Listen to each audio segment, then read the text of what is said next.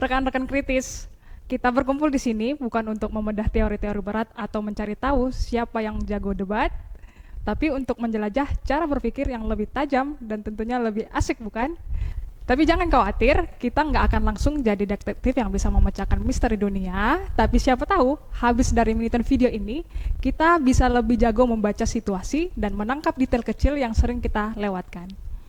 Jadi, tarik nafas dalam-dalam, rileks, dan siap-siap untuk berpikir kritis untuk belajar teknik berpikir yang analitis. Dalam teori iceberg model, terdapat 4 bagian besar yang membentuk struktur suatu permasalahan atau kejadian. Mari kita jelaskan masing-masing bagiannya. Events atau kejadian. Ini adalah bagian yang terlihat di gunung es. Events mencakup peristiwa konkret yang kita amati secara langsung. Contohnya, dalam kasus korupsi, kejadian bisa berupa suatu penyalahgunaan wewenang atau manipulasi data. Patterns atau pola, bagian tengah gunung es. Pola mencakup tren atau kecenderungan yang muncul dari berulang kali kejadian. Dalam konteks korupsi, pola bisa berupa kecenderungan pejabat tertentu selalu terlibat dalam praktik korupsi. Sistem atau structure, struktur atau pembentuk pola. Ini adalah bagian yang tidak terlihat secara langsung. Struktur sistem mencakup aturan, prosedur, norma yang membentuk pola perilaku. Dalam kasus korupsi, struktur sistem bisa melibatkan lemahnya pengawasan, ketidaktransparan, atau ketidakadilan. Mental model atau cultures, nilai atau budaya. Bagian terdalam dari gunung es ini mencakup keyakinan, nilai, dan budaya yang mempengaruhi cara kita berpikir dan bertindak. Dalam konteks korupsi, mental models bisa berupa pandangan bahwa korupsi adalah hal yang wajar atau bahkan diperlukan. Jadi, pada slide ini menggambarkan adanya model iceberg model.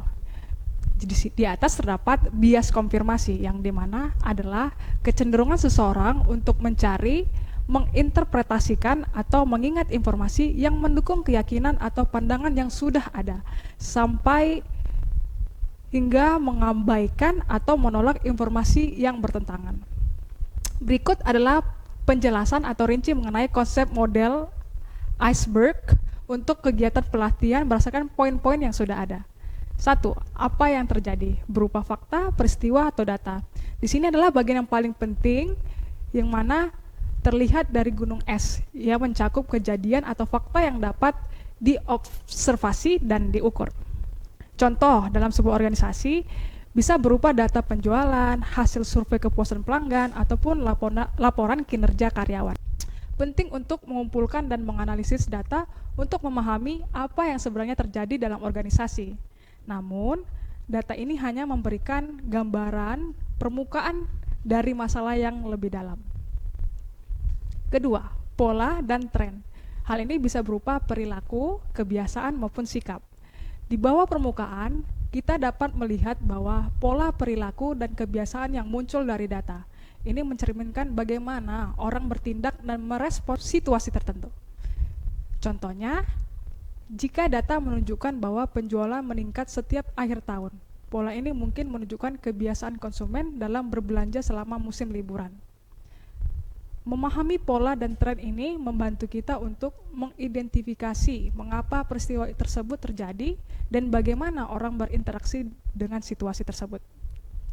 Yang ketiga, struktur penyebab atau di sini dalam bentuk tradisi, budaya, kebijakan, pemerintahan, serta sistem.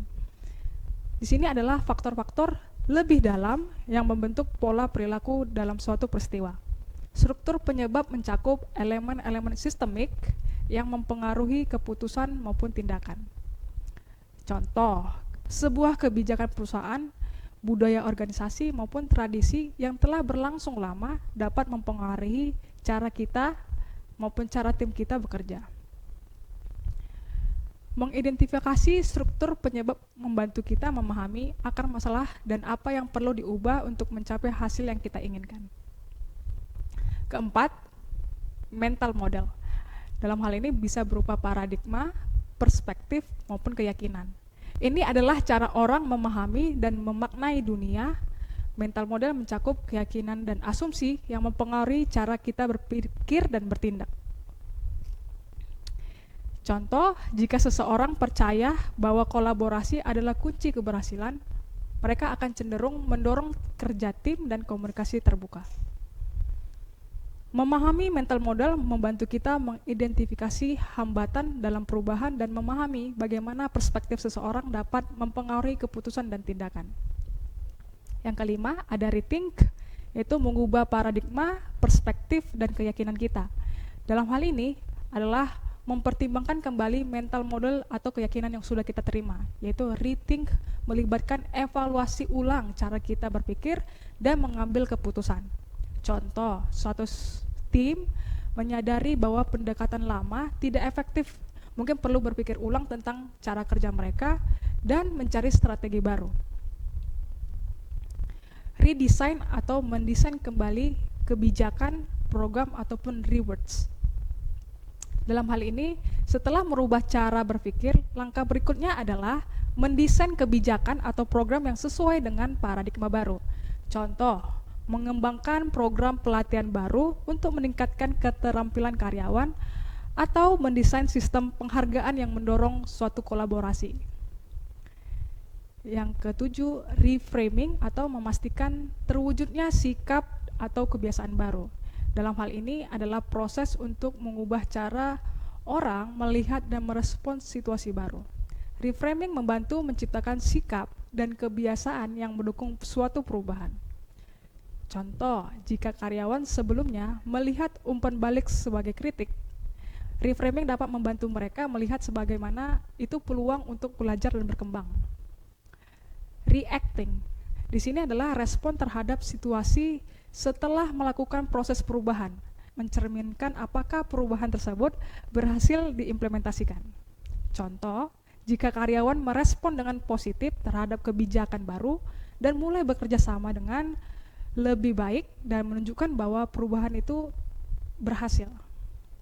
Jadi kesimpulan dari sebuah model iceberg ini supaya membantu kita untuk memahami bahwa banyak faktor yang tidak terlihat mempengaruhi apa yang kita lihat di permukaan.